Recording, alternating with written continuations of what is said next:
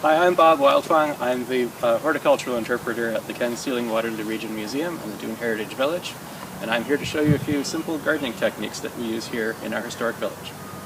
I'm here in one of our heritage gardens, and I'm going to plant some spinach seeds right here. This is the right time of year, just in the middle of May, for planting spinach seeds, but you can plant spinach anytime in the spring. It's very cold tolerant, so you can plant it in April. You can also plant it in the middle of the summer, so it's a very forgiving seed to plant.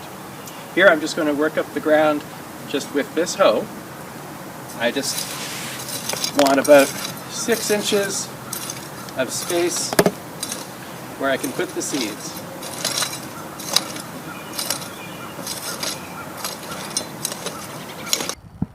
I'm going to plant some spinach seeds here.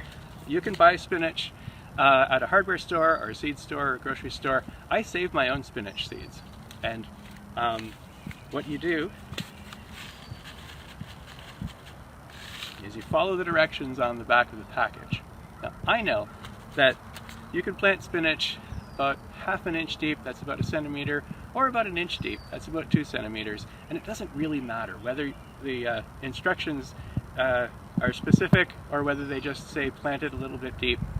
Seeds are very forgiving. If you plant them a little deeper than the instructions say, they'll still work. And if you plant them a little shallower, they'll still work too. So you don't have to get a ruler out. I like to plant seeds just a few at a time. I've made a kind of a trench just a few inches deep, and I put the seeds just a few finger widths apart. Every seed is a little bit different. Some like to be close together. You can imagine sprouts. If you're planting sprouts, you'll want them to be really close together because they're tiny.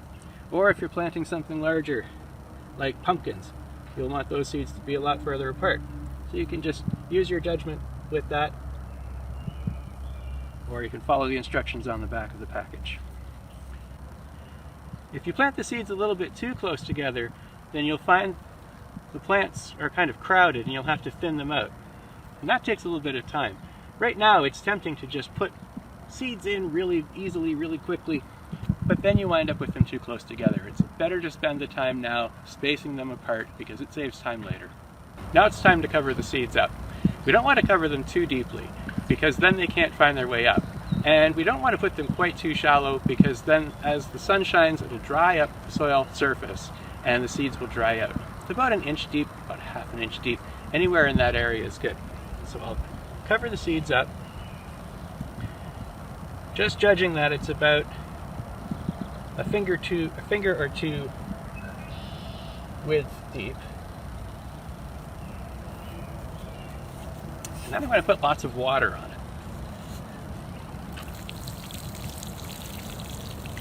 I water really gently, just back and forth, because I don't want the soil to run away with the water, but I do want the seeds to get nice and fully wet.